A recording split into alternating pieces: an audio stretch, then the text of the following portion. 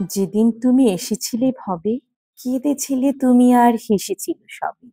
এমন জীবন তুমি করিও গঠন, মরিলে হাসিবে তুমি, কাঁদিবে ভুবন।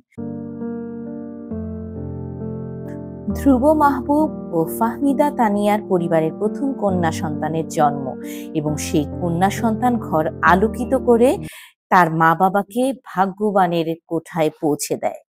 ইয়ানিরা যেন তার মা বাবার স্বপ্নের প্রতিচ্ছবি।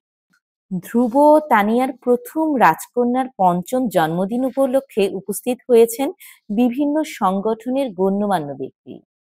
জমকালো এই আয়োজনে যুক্ত হয়েছিলেন আরো প্রাণবন্ত করতে জালালাবাদ অ্যাসোসিয়েশন অফ নর্থ টেক্টাসের উপদেষ্টা, সিলেট টু আমেরিকা টিভির চেয়ারম্যান তানিম চৌধুরী, ইয়াম্মি বার্গারের স্বত্বাধিকারী আনোয়ারুল হক, রূপসী বাংলার কর্ণধার ইয়াহিয়া রাহি, বিএনপির খালেদ শাহনেওয়াজ প্রিন্স, সাইদুল হক।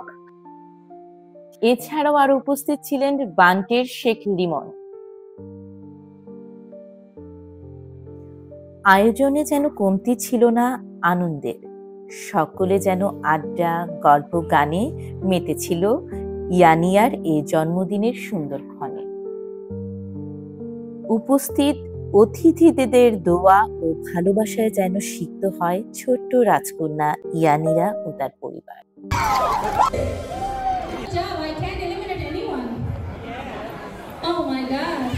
স্বচ্ছতার রঙে রঙিন হয়ে উঠুক ইয়ানিয়ার জীবন।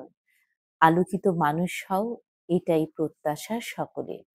Farzana Mridula, Sylhet to America TV.